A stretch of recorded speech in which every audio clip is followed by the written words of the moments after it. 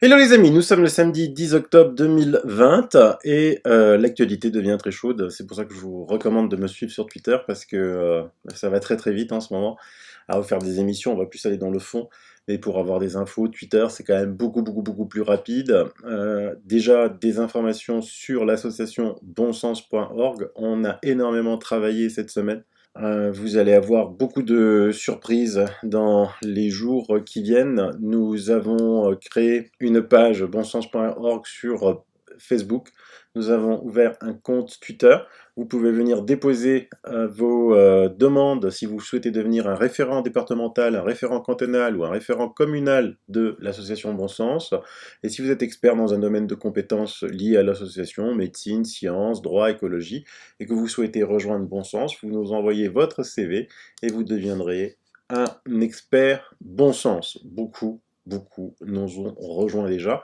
On a déjà plus de 14 000 adhérents, ce qui est énorme en moins d'une semaine de lancement. Et en plus, je reçois moi au bureau énormément de courriers. Ça, c'est le courrier de mercredi. Ça, c'est le courrier de jeudi. Et ça, c'est le courrier d'hier uniquement pour des bulletins d'adhésion à bon sens avec des chèques d'adhésion. Vous êtes vraiment extraordinaire.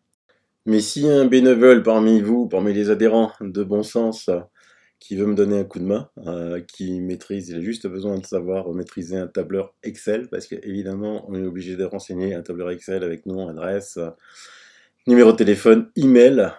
Si vous envoyez, si vous envoyez un chèque, euh, renseignez votre adresse email, votre nom, votre adresse. Bon, ça c'est sur le chèque, ça c'est facile, mais votre adresse email. Un numéro de téléphone portable serait un plus. C'est très important parce qu'évidemment, quand on va faire une convocation à l'Assemblée Générale, on ne va pas écrire, envoyer des courriers, on va les envoyer par email, bien entendu. Et donc, s'il y a un bénévole qui veut venir me donner un coup de main, il m'écrit, il est bienvenu. Mes bureaux sont à Ensheim, voilà, je serais ravi. Nous, on a beaucoup investi et je tiens aussi à dire que tout l'investissement que l'on fait, ça, c'est à nous, c'est à notre charge à nous. Hein. On ne prendra pas des sous, comme j'entends déjà ici et là, mais bon, c'est de bonne guerre hein, qu'ils essayent de discréditer. Je pense qu'on fait peur. Et on a décidé, on va encore travailler ce week-end, on a encore une réunion aujourd'hui, une réunion demain, hein, par visio, hein, heureusement. Et on va décider des actions en justice à mener, parce qu'il y a beaucoup d'actions en justice à mener, puisqu'il se passe quand même des choses assez énormes dans ce pays, hein, où on continue à faire peur. Rassurez-vous, soufflez, comme disait le docteur Fouché, soufflez. Virus War que je vous recommande de suivre sur Twitter, 324 morts en France sur les 7 derniers jours alors qu'il y a eu 102 324 nouveaux cas. Cela fait 0,317% de taux de létalité instantanée. On est très loin du taux de létalité de 15% en mars. Et moi je dis on peut rajouter environ 12 000 morts naturels hein, ou autres maladies sur cette même période. Mais les médias ne parlent que des 324. De plus, parmi ces 324, beaucoup seraient certainement mortes sans Covid. Cherchez l'erreur. Oui, il y a eu 12 000 morts à peu près en France cette semaine, et on ne parle que des 324 morts du Covid. Et on veut arrêter un pays à cause de ça. On veut flinguer son économie. On veut mettre des gens dans la rue. On veut créer la misère sociale parce qu'on ne sait pas prendre des mesures euh, sanitaires. Ça, c'est pas normal. Alors, je vous conseille de lire l'excellent article que l'Association internationale pour une médecine scientifique indépendante et bienveillante a réalisé. C'est le docteur Pascal Sacré, Voyage d'un réanimateur au centre de la Covid-19. Cet article, c'est surtout partagez-le pour ceux qui ont peur, là, pour ceux qui ont peur, qui sont tétanisés par la peur. Je vais vous donner un autre chiffre. Il y avait un médecin de l'Institut Pasteur qui disait l'autre jour chez Pascal Praud, ah oui, c'est vrai, en 2017, il y a eu 30 000 morts de la grippe. Et Pascal Praud lui répond, mais alors, on n'a pas fermé le pays pour 30 000 morts de la grippe? Non, parce que personne n'en parlait. Mais moi, je dis, c'est pas vrai. C'est pas vrai. On ne peut pas comparer ces 30 000 morts de la grippe en 2017 par rapport aux 30 000 du Covid cette année. Vous savez pourquoi? Parce que en 2017, on a soigné les gens. On les a soignés. Cette année, on disait aux gens, restez chez vous, prenez du paracétamol. Si en 2017, on avait dit à tous les gens qui avaient la grippe, restez chez vous, prenez du paracétamol, c'est 150 000 morts certainement qu'il y aurait eu de la grippe, et non 30 000. Ça, il faut très bien le comprendre. Alors, vous allez me dire, ouais, mais quoi? Il y a beaucoup de traitements. Il y a beaucoup de traitements, dont un, vous le connaissez, c'est l'hydroxychloroquine. J'ai un petit détail. Le 6 avril 2020, quotidien du médecin, Internet a de la mémoire. C'est des votes qui sont réservés aux professionnels de santé, inscrits, connectés sur le site du quotidien du médecin. Êtes-vous prêt à tester l'hydroxychloroquine sur vous-même? 79% de oui, 18% de non. Si on prend la base Sermo, qui référence 800 000 praticiens dans le monde, qu'est-ce qu'ils ont utilisé? Azithromycine ou antibiotiques similaires, hydroxychloroquine ou chloroquine. De loin, de loin. Mais les médecins aussi se soignent à l'hydroxychloroquine. Vidéo. Alors pour moi, l'hydroxychloroquine seule n'est pas efficace. C'est l'association, la bithérapie, pardon. La bithérapie. Je résume. C'est l'azithromycine, l'hydroxychloroquine. Moi, je pense qu'en tout début de maladie, il n'y a pas besoin, puisque la plupart des patients vont évoluer favorablement. Mais quand on commence à avoir des signes pulmonaires, notamment au scanner ou cliniquement, ou que les gens commencent à s'aggraver, se désaturer, avant même qu'ils arrivent à l'hôpital, il aurait fallu qu'ils soient traités vers ce J4, J5. Et nous, on a été énormément en colère. D'ailleurs, tous mes collègues médecins qui ont été malades ont utilisé son traitement. Déjà, c'est rassurant. Au départ, elle dit qu'il n'y a pas besoin de rien prendre pour la plupart des gens, parce que ça passe tout seul. Ensuite, elle dit qu'effectivement, quand il y a des symptômes, tous les médecins ont pris le traitement du professeur Raoult.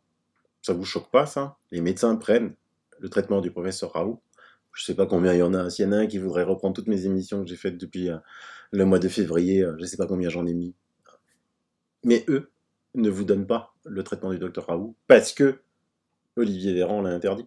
Honnêtement, je vais vous dire un truc. Tous mes confrères médecins qui ont été touchés par le Covid-19 ont tous pris de la chloroquine. Donc il y a une espèce d'hypocrisie à dire qu'on va attendre des études pour savoir ce qu'on fait. Vous continuez à nous dire, professeur, que, pour être très clair, que l'hydroxychloroquine, ça marche. Monsieur Brandier, écoutez-moi une seconde. Je vais essayer de vous redire quelque chose.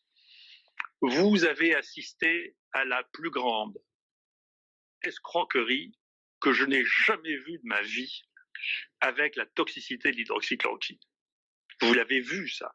Et ça devrait vous poser la question de savoir, mais attendez, est-ce qu'on me ment ou est-ce qu'il n'y a que là-dessus qu'on me roule dans la farine? Vous devriez vous poser. Et je suis sidéré qu'on ne se la pose pas. Ça n'est jamais arrivé un truc pareil. Jamais. Vous vous rendez compte? Il y a des gens qui ont réussi à essayer de faire croire et qui ont réussi à le faire croire à des gouvernements et à l'OMS qu'un médicament qui a 70 ans, qui est un des 2 médicaments les plus prescrits de l'histoire de l'humanité, tuait 10% des gens à qui on le donnait. Comment, vous comprenez pourquoi, je sais pas, quand j'étais jeune, on m'a raconté les plus grandes bêtises, on me disait, vous savez, la Tour Eiffel a été vendue 17 fois à des ferrailleurs. Ben, je comprends comment on peut l'avoir parce qu'on voit comment on vous a vendu la toxicité de la chloroquine et je reconnais que c'est hallucinant. Si vous me demandez comment on peut expliquer ça, je n'en sais rien, je ne peux pas le comprendre. Et je ne comprends pas pourquoi ça, vous l'avez effacé de vos tableurs. Vous devriez poser la question à savoir, est-ce que vous avez cru à cette histoire de toxicité de l'hydroxychloroquine? Est-ce que vous avez vraiment cru que c'était possible qu'un médicament aussi connu que ça puisse être toxique à ce point? Et comment un journal comme le Lancet, qui devait avoir 3 ou 4 éditeurs, 5 reviewers, a pu laisser passer une chose pareille, est quelque chose qui doit amener à réfléchir sur l'état de notre société. Parce que ça, c'est profondément l'état de notre société qu'on peut berner à un point incroyable et qui est si facile à berner qu'elle a oublié, il y a 5 minutes après, qu'elle a été bernée d'une manière absolument incroyable. Il y a une dramatisation qui ne correspond pas au risque que chacun court dans cette affaire, qui continue et effectivement on peut se poser la question de savoir si maintenant définitivement l'Europe de l'Ouest va vivre en restant à la maison. C'est une vraie question parce que nous on voit sur les données où on a essayé de gérer les choses d'aider à gérer les choses raisonnablement. Il n'y a pas de changement de l'espérance de vie à Marseille dans le courant de l'année 2020 par rapport aux années précédentes. Donc, on se demande jusqu'où ça peut aller, cette terreur généralisée, et plus on a peur, plus le risque de mal gérer les situations augmente. C'est vraiment clair. Et donc on se retrouve avec des situations que moi je ne comprends pas du tout. Je vois, il est encore sorti cette série des essais thérapeutiques en Angleterre, dans lequel, dans toutes les branches qu'ils ont testées, il y a 25% de mortalité, dont plus de 40% en réanimation. Je ne sais pas de quoi ils parlent, je ne sais pas ce qu'ils ont fait à ces gens, je ne sais pas comment ils les ont attrapés, je n'arrive pas à comprendre, parce que ce n'est pas une maladie que je vois moi. Alors donc il existe peut-être plusieurs maladies liées à ça, mais moi je ne vois pas ça. Mais même ici à Marseille, il y a des gens qui sont terrifiés, qui font des crises de nerfs, qui sont terrifiés parce que, bien qu'ils aient les mêmes données et les mêmes chiffres que moi. Donc je vois qu'il y a dans cette maladie une importance de la réponse sociale et civilisationnelle qui est différente en fonction de la nature des gens et de leur capacité ou de leur désir d'analyser les données objectives. Et d'ailleurs, vous savez bien que si vous êtes malade, vous voulez que je vous dise quelque chose, monsieur Morandini, c'est une très grosse expérience. Si vous êtes malade, la semaine prochaine, vous allez m'appeler. Je pense. Voilà. C'est la réponse à votre question, ça. Moi, je pense, effectivement, je suis honnête. Parce que c'est ce qui se passe tout le temps. Je peux vous le dire, c'est comme ça que ça se passe. Professeur, quand vous voyez les Ça s'appelle la crédibilité, ça. Il a dit des choses très graves, le professeur Raoult. Comment on peut atteindre dans des essais des 10-20% de taux de mortalité, alors qu'à l'UHU Méditerranée, il ne dépasse pas les 0,5. C'est qu'il y a un grave problème, vous l'aurez compris.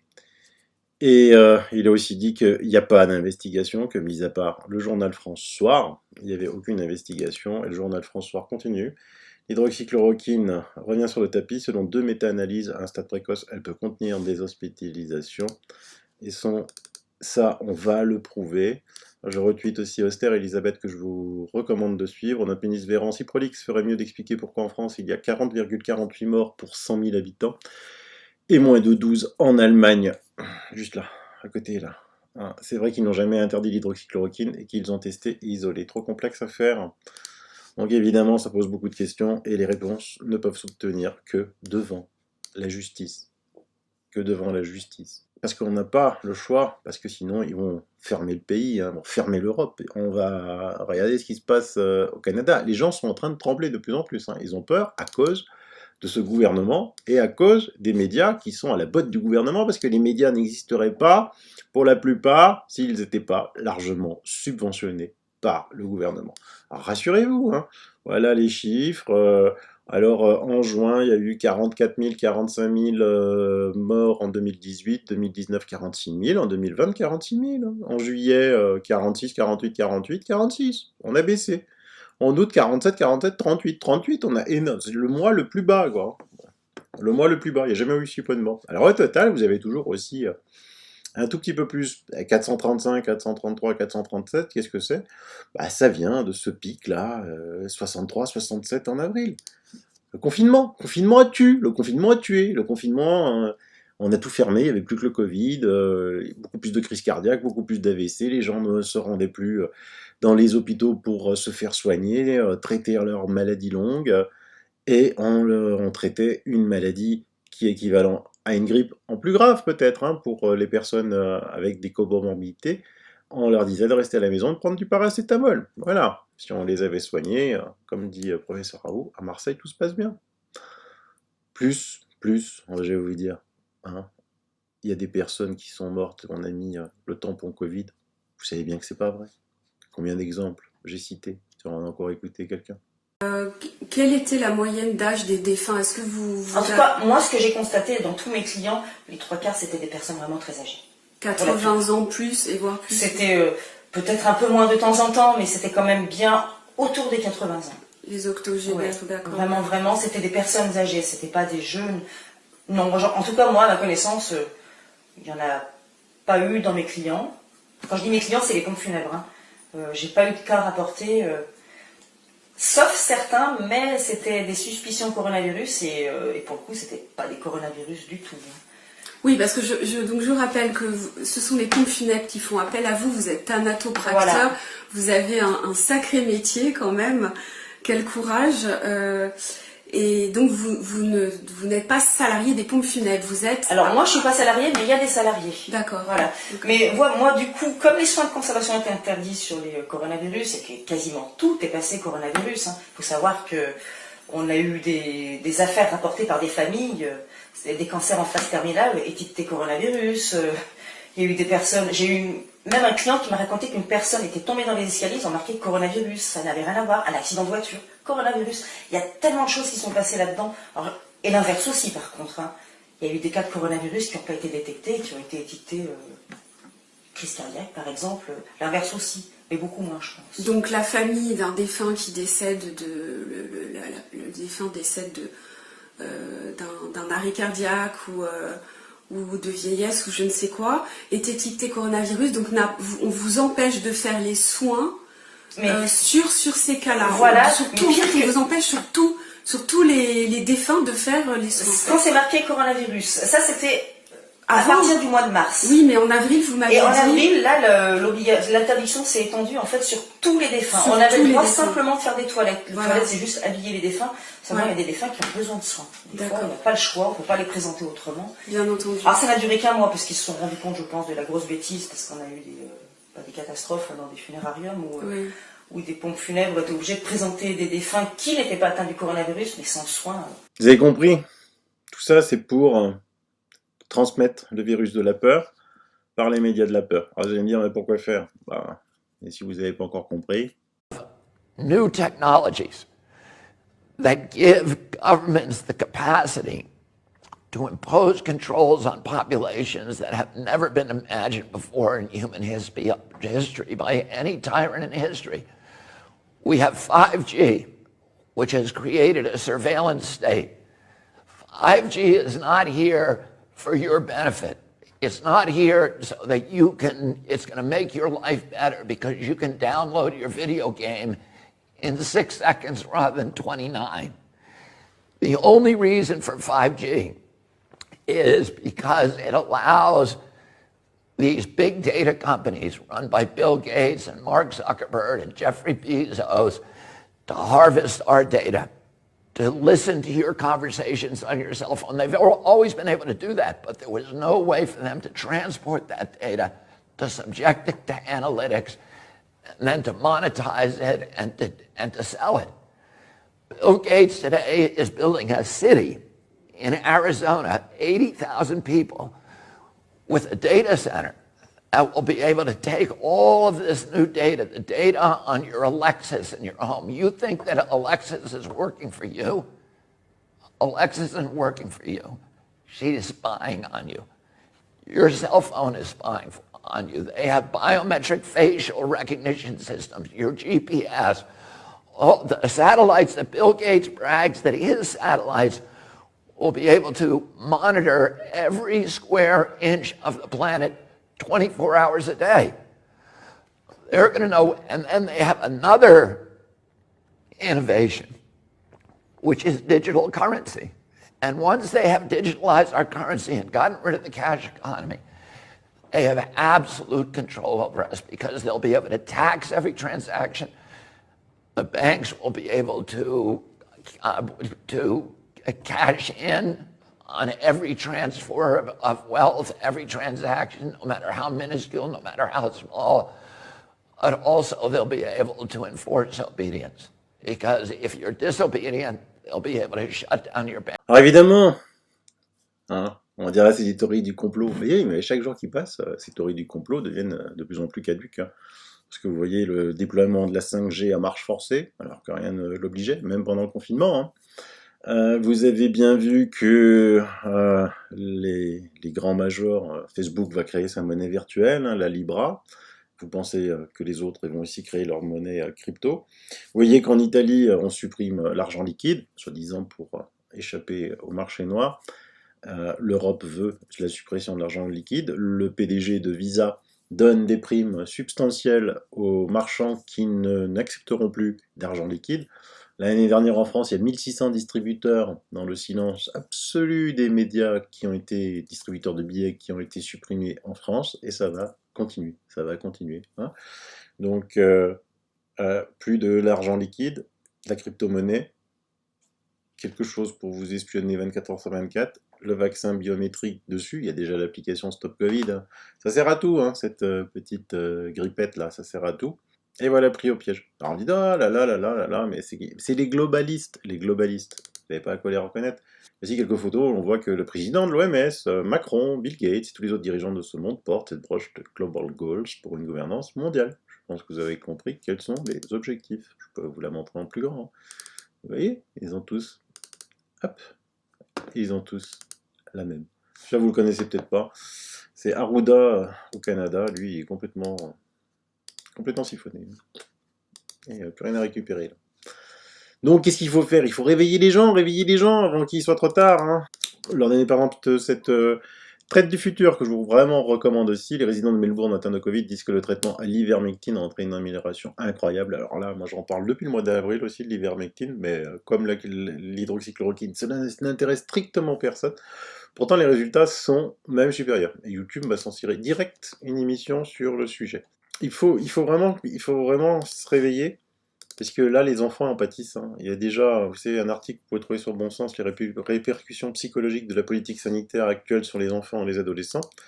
C'est une interview du neuropsychologue, mais c'est pire que tout. Là, hein. J'en discutais l'autre jour avec Xavier Azalbert, qui me disait qu'il a été invité chez des amis, il y a les enfants, assez grands quand même, hein, ados, ne veulent plus sortir. La peur, ils ont peur, vous vous rendez compte? Donc il faut vraiment faire... Et puis attends, on m'a montré des pubs que le gouvernement passe sur les télés, c'est une honte, quoi. Hein, une honte. C'est vraiment une honte. Hein. Donc il faut y aller, il faut y aller. Vous avez une énorme pétition à signer. Rejoignez plus de 187 674 médecins, scientifiques, épidémiologistes, experts en santé publique. Déclaration de signature partage appelant les gouvernements à adopter une approche de protection saine, morale, scientifique et ciblée contre le Covid-19. Moi, je l'ai signé. C'est la déclaration de Great Barrington. Voilà. En tant qu'épidémiologiste des maladies infectieuses et scientifiques spécialisés en santé publique, nous sommes inquiets des impacts physiques et mentaux causés par les politiques actuelles contre le Covid-19 et nous recommandons une approche alternative que nous appelons protection focalisée. Que nous soyons de gauche ou de droite, et quel que soit notre pays d'origine, nous avons consacré nos carrières à la protection des populations. Les politiques actuelles de confinement produisent des effets désastreux sur la santé publique à court, moyen et long terme. Parmi les conséquences, on peut citer entre autres une baisse du taux de vaccination chez les enfants, une aggravation des cas de maladies cardiovasculaires, une baisse des examens pour de possibles cancers ou encore une détérioration de la santé mentale en général. Cela va engendrer de grands excès de mortalité dans les années à venir, notamment dans la classe ouvrière et parmi les plus jeunes. Maintenir les écoliers en dehors de l'école est une grande injustice. C'est mondial, hein, parce qu'il y a encore des écoles qui sont fermées dans le monde. Ce qui est dommage, il ne parle pas des pays pauvres comme l'Afrique et l'Asie qui sont en train de mourir. Mourir. Pendant que les couards et les lâches chez nous ont peur d'un petit virus qui ne les atteindra jamais. Hein? Tout ça à cause de ces globalistes. Donc, rassurez, parce que la vie, la vraie vie, elle est comme ça. Vous l'aimez, la vraie vie? En Suède, elle est comme ça.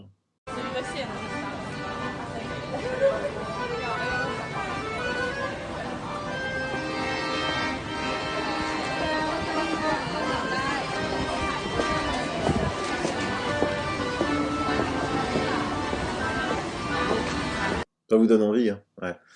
Alors, pour vous rassurer, on va terminer par l'excellent professeur Toussaint et l'excellent professeur Toubiana. Diffusez-les, diffusez-les. Heureusement qu'on les a, ces gladiateurs, hein, professeur Perron, professeur Raoult, professeur Toussaint, professeur Toubiana, professeur Orion Code. Heureusement qu'ils sont là. Qu'est-ce qu'ils font du bien. Et je vous recommande vraiment, mais vraiment, hein, elle n'est pas assez vue, de regarder la vidéo du docteur Louis Fouché.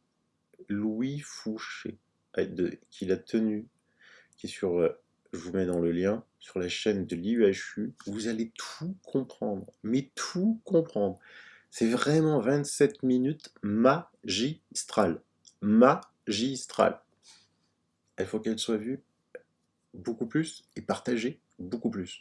Vous allez, comme il dit, souffler. Elle est vraiment super cette vidéo. Je vous fais confiance. Alors, on va écouter professeur Toussaint, professeur Toubiana. Et vous voyez cette augmentation majeure qu'a été le tsunami de la première vague et l'équivalent actuel de ce qu'on nous annonce avec une épidémiologie liée à des modélisations fausses, fondées sur de mauvaises hypothèses, voudrait nous faire croire qu'il existerait une deuxième vague avec 30 000 nouveaux décès d'ici novembre. Voilà ce qu'il faudrait voir apparaître pour arriver à 30 000 nouveaux décès supplémentaires en novembre. Ce n'est pas du tout le chemin qui est pris actuellement. Voilà l'écart actuel entre l'hypothèse et la réalité. Et c'est donc bien cette énorme différence qui crée toute la controverse actuelle et qui nous dit, avec les 76 décès hier, il n'y a pas en Europe comme en France d'excès de mortalité dans la dernière semaine actuellement. Et il n'y a pas eu ensuite pour l'été ni pour l'automne, pour l'instant, de réaugmentation de cette mortalité. Pour montrer ce que sont finalement les écarts entre l'observation réelle et les mesures qui ont été prises, en particulier dans les zones écarlates, vous avez ici le nombre de personnes qui ont augmenté en réanimation, les hospitalisations et les décès depuis le mois d'août jusqu'au 6 octobre. Vous voyez que par rapport à la ligne des 5000 lits de réanimation, on est à 28%, mais par rapport aux 7000 qui étaient celles que nous avions atteintes au mois de mars, on est à 20%, et par rapport aux 12 000 annoncés par les instances sanitaires, nous ne sommes qu'à 12%. Donc, un certain nombre de publications nous ont dit que 45% de la population suffirait, et non pas les 70% vaccinaux, pour pouvoir obtenir cette immunité collective. Si vous faites le total de tout ce qui a été vu semaine après semaine des cas positifs, 1 million de personnes tétées la semaine dernière, 10% de positivité. Ça veut dire qu'on est à 14 millions de personnes qui se positiveront d'ici la mi-novembre et probablement entre 25 et 30 millions de personnes d'ici la fin de l'année. Donc, le site qui nous donnait cette valeur de 45% pourrait très bien se trouver établi. Et c'est cette question-là qui revient à nous poser la question du masque bigoudin et de son utilité. Merci. Bravo. Il nous reçoit à l'Université de médecine de Paris-Descartes. Les épidémies, c'est sa spécialité. Cela fait 30 ans que ce chercheur étudie comment elles se propagent. Et il est plutôt déroutant. Car selon lui, les chiffres du Covid-19 seraient rassurants. La courbe du nombre de morts en France montrerait que l'épidémie est en fin de course. Donc ça c'est aujourd'hui et ça c'était le... C'était pendant le... Ici il y avait presque rien et subitement, la semaine suivante, on monte énormément. Alors que là, on monte un tout petit peu. Qu'est-ce qui nous dit que ça ne va pas faire comme une deuxième vague? On n'est pas du tout dans la deuxième vague. La deuxième vague, ce serait une montée rapide, exponentielle, du nombre de cas de malades. Or là, ça n'augmente pas énormément, ça augmente un petit peu et depuis longtemps. En gros, ce à quoi on assiste, c'est des petits rebonds éparses. Et ça, c'est tout à fait normal dans une épidémie. Laurent Toubiana va même plus loin. Selon lui, la deuxième vague n'aura jamais lieu. Elle n'arrive pas simplement parce qu'on fait une erreur de croire que l'intégralité de la population est susceptible d'attraper la maladie. On est dans une phase où le virus, par certains contacts, arrive encore à trouver des gens susceptibles d'être malades, mais ces gens susceptibles d'être malades ne sont pas en nombre suffisamment grand pour redéclencher une nouvelle épidémie. Les alarmistes... Il juge les mesures sanitaires excessives, en particulier le port du masque obligatoire en extérieur. Si vous voulez, on devrait purement et simplement arrêter d'angoisser les gens, parce que là on est sous une forme de psychose généralisée, qui est générée spontanément par l'incertitude. Donc cette incertitude est insupportable, donc on fait n'importe quoi, presque une forme de gestuelle symbolique qui s'apparente presque finalement à la superstition. Que dire de plus? C'est des spécialistes, 30 ans, directeur général de l'IRSAN, qui suit les épidémies dans le monde entier. Et on a un ministre, Olivier Véran, qui dit que certes, il s'inquiète des dérives des réseaux sociaux, mais je vois pas quelles dérives, il faudra qu'il nous explique pourquoi. C'est la dictature de la pensée unique, lui sait, les autres ils savent pas, et on peut pas en discuter. Oui, nous on n'a pas accès aux médias. Moi je veux bien, je veux bien dire sur BFM, il n'y a aucun souci, mais il m'invite pas. Donc heureusement qu'il reste les réseaux sociaux pour écouter une alternative, et pour sauver quelques gens, parce que sinon il y aura encore beaucoup plus de suicides avec votre politique complètement stupide et dangereuse, et on le démontrera. Par contre, il s'est aussi permis de dire qu'il s'inquiétait de la prise de parole de soi-disant professeurs. Évidemment, dans ces professeurs, il dit, il met Toubianin, il met Raoult, il met Perron, il met tout ça, enfin, tous ceux qui sont pas d'accord avec lui. Eh ben écoutez, moi je suis bon joueur, je termine avec vous, monsieur Olivier Véran, je vous laisse le reste de l'émission. Allez les amis, bye bye, partagez, partagez, partagez. Ben moi, je ressens de la fierté, Elisabeth Martichoux. Je ne fais pas partie de celles et ceux qui se sont succédés sur les plateaux pour vous affirmer des choses dont ils n'étaient pas sûrs.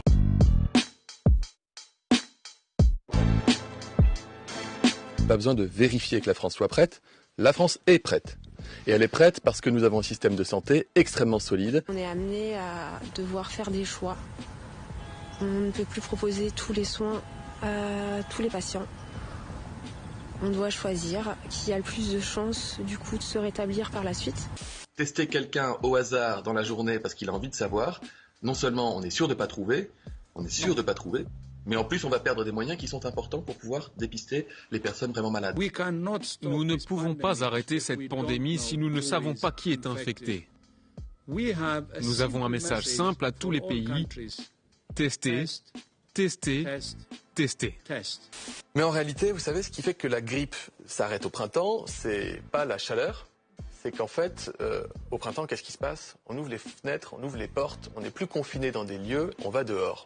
Et donc, c'est le confinement qui provoque la circulation du virus. Mais encore une fois, il y va de la vie des Français, de la santé de nos concitoyens.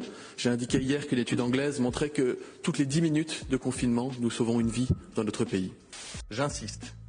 L'usage du masque en population générale n'est pas recommandé et n'est pas utile. Il ne faut pas en porter. Porter un masque est inutile, c'est ça que vous nous dites? Porter un masque est parfaitement inutile à l'heure à laquelle je vous parle. Le gouvernement dit de pas en porter. On porte pas ce qu'on n'a pas.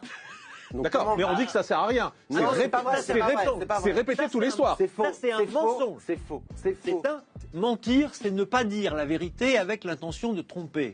Je m'entretenais avec des équipes de chercheurs ce matin encore. Nous ne voulons pas passer à côté de l'occasion de donner et d'identifier un traitement qui marcherait. Vous dire seulement, Monsieur Strootman, que les cardiologues m'alertent aussi sur le fait que l'hydroxychloroquine peut entraîner des troubles cardiaques. Aux États-Unis, il y a eu une personne aujourd'hui qui, en automédication, prenait l'hydroxychloroquine et qui a fait un arrêt cardiaque qui lui a été fatal. Aux États-Unis, un homme est mort après avoir ingéré du phosphate de chloroquine. C'est en fait un détergent pour nettoyer les aquariums. Sa femme a également dû être hospitalisée. Sommes-nous l'un des pays qui testent le plus au monde? Lors de sa conférence de presse le 1er octobre, le ministre de la Santé, Olivier Véran, a répété cet élément de langage déjà plusieurs fois entendu dans sa bouche. Mais est-il exact? Ce qui est sûr, c'est que la France a augmenté considérablement le volume de dépistage hebdomadaire.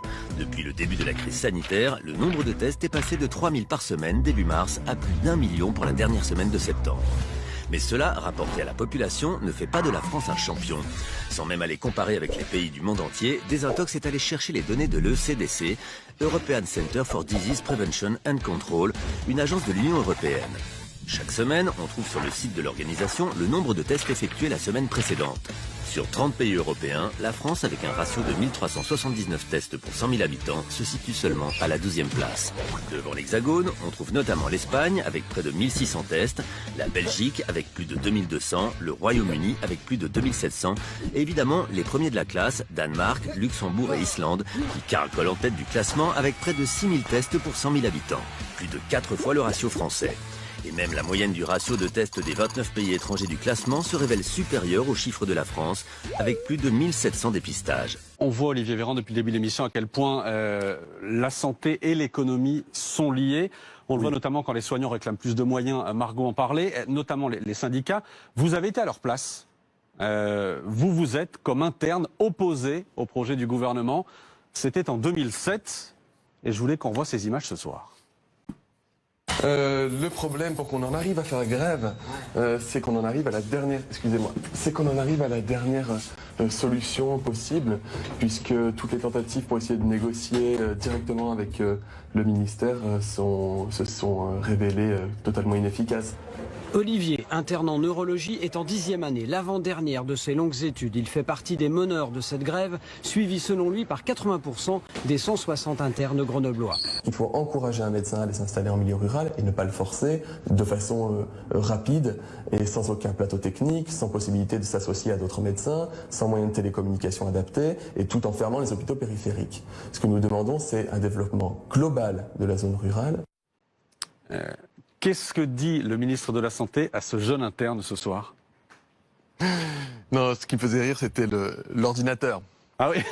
Le vieux modèle, ça me projette quand même très très loin en arrière. Il n'y a que l'ordinateur qui vous perturbe? Non, c'était, pardon. Je préfère parler d'ordinateur. Vous êtes vache, hein. Pourquoi cette réforme vous prend à rebrousse-poil? Cette réforme nous prend à rebrousse-poil parce que nous pensons qu'elle est mauvaise. Elle est mauvaise pour plusieurs points. Je commencerai par dire qu'elle a été appliquée dans certains pays européens, des pays voisins comme l'Allemagne, la Suisse, mais des pays un petit peu plus loin comme le Québec, et que cela s'est soldé par une diminution de l'accès aux soins, une diminution de la qualité des soins, tout en ne résolvant pas le problème de la démographie médicale. Point encore plus important, c'est à l'origine d'une brèche qui peut conduire à une médecine à deux vitesses. Que vous dites aussi, vous vous battez pour les patients, c'est pas juste un mouvement pour vous, c'est l'accès aux soins et le patient lui-même. Oui, tout à fait. Le patient est au centre de notre préoccupation actuelle. Alors, quelle est votre marge d'action? Parce qu'on sait très bien que si vous êtes en grève, vous allez être réquisitionné. Notre marge d'action, je dirais, dépend un petit peu de la ville dans laquelle on se situe. Il faut savoir que la continuité des soins sera assurée de toute façon. La direction de l'hôpital peut assigner des médecins seniors, voire des internes, lorsque c'est nécessaire, pour assurer la continuité des soins. C'est-à-dire que, j'entendais dans le reportage qu'il y aurait des patients en plus dans les couloirs, c'est quelque chose qui ne devrait pas arriver. Oui, mais alors à quoi ça sert si vous êtes en grève et que, vous voyez? Mais c'est notre moyen d'action, c'est d'essayer de faire remonter l'information au niveau national pour qu'on nous prenne en considération et qu'on nous prenne au sérieux. Je dirais que c'est une étape première dans notre mouvement qui peut effectivement se durcir si on se rend compte qu'on n'est toujours pas entendu. Alors, est-ce que vous avez entendu la merveilleuse déclaration, la dernière, d'Olivier Véran? Donc, en deux mots, ils disent attention au complotisme et d'ailleurs attention aux réseaux sociaux. Et il a parlé, évidemment, regardez la Brésil qui a basculé à l'extrême droite avec Bolsonaro, regardez l'Amérique de Trump. Je rappelle simplement que les élections brésiliennes ou américaines avaient lieu bien avant le Covid-19, mais ça ne fait rien. Qu'est-ce que ça veut dire? Qu'est-ce que ça traduit surtout? Il ne s'agit pas laquelle. Qu'est-ce que ça traduit? Complotisme, réseaux sociaux, etc. Moi, vous savez, ce qui m'a rassuré, c'est d'entendre finalement le nom de Véran concernant les propos qui étaient tenus. Sinon, je vous aurais demandé quel était cet individu délirant que vous me faisiez entendre et vous faisiez entendre au public. Ouais. Parce que ce sont des propos de nature psychotique. C'est une interprétation pathologique de la réalité, avec une idée préconçue préalable, bien sûr. C'est totalement délirant, historiquement absurde et politiquement absurde, parce que finalement, il oublie que Sanchez en Espagne, il est socialiste, hein, d'accord? Oui. Donc, c'est pas, tout le monde n'est pas passé à l'extrême droite au nom de leur... Bon, c'est ridicule. Voilà, mais indépendamment de ça, le but, je crois, c'est de contribuer à renforcer la dimension de terreur et de soumission chez les gens. C'est-à-dire que qui vous êtes, et ça, je reviens sur la notion de théologien dont je parlais, puisque M. Véran est neurologue, paraît-il, mais qu'il est que très peu exercé. En fait, ce qu'il essaie de dire aux gens, c'est si vous ne pensez pas comme il convient de penser, vous êtes malade. Et à défaut d'être malade, vous êtes complotiste. Mais le complotisme est une forme de pathologie. C'est une pathologie sociale et idéologique. Et qu'il faut évidemment mener peut-être en camp de rééducation, peut-être, non? Je ne sais pas. Si on va arriver à ça. Les camps de rééducation, ils existent, puisqu'on ne peut pas sortir de chez soi, sinon avec une permission, et bientôt on ne pourra pas faire un certain nombre de kilomètres. C'est pire que des camps qui existaient par le passé, dans certains cas.